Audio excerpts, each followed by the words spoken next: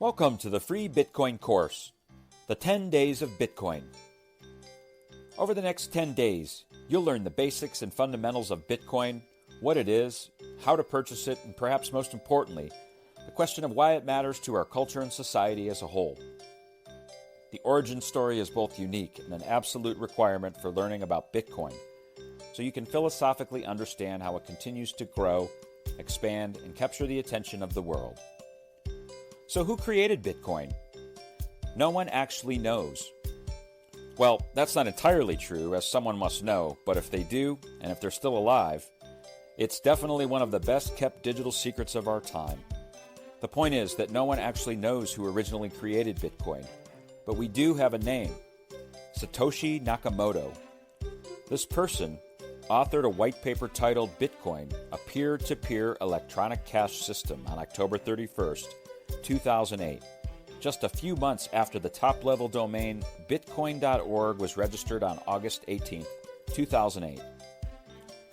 Now, this white paper started the proverbial wheels of fortune, as it was posted to a cryptography mailing list and sent out to a handful of folks to read, ponder, and comment on.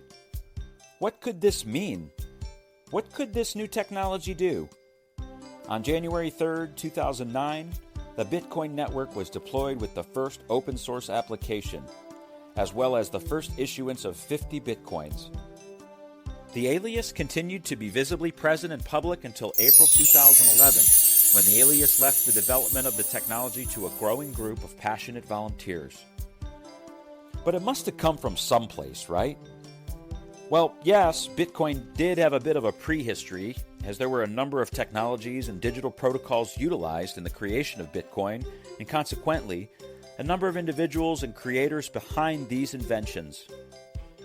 Specifically, here are a few technology inventions that Satoshi Nakamoto uses, mentions, and gives credit via his white paper.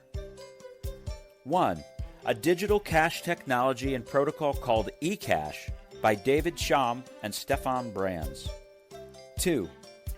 A proof-of-work system called Hashcash by Adam Bach for spam monitoring and control, which was eventually built upon by Hal Finney, who created a reusable proof-of-work protocol. 3. A distributed scarcity system built upon B-Money, created by Y Day. 4. A technology called BitGold by Nick Szabo that proposed a mechanism for market inflation control. Again, it's important to note that all these folks have denied being Satoshi Nakamoto or being part of the collective that may be understood as Satoshi Nakamoto. Why does this matter?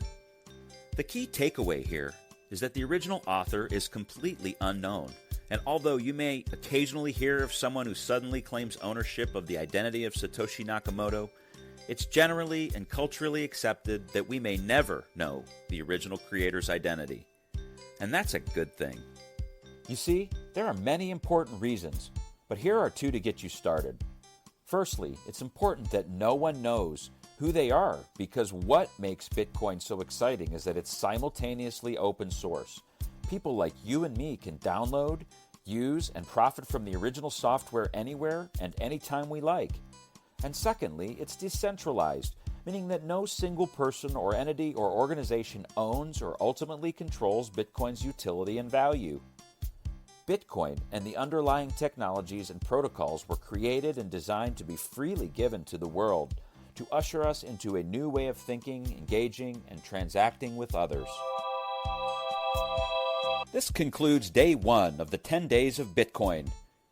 Join us for our next video, Day 2. The Basics of Bitcoin.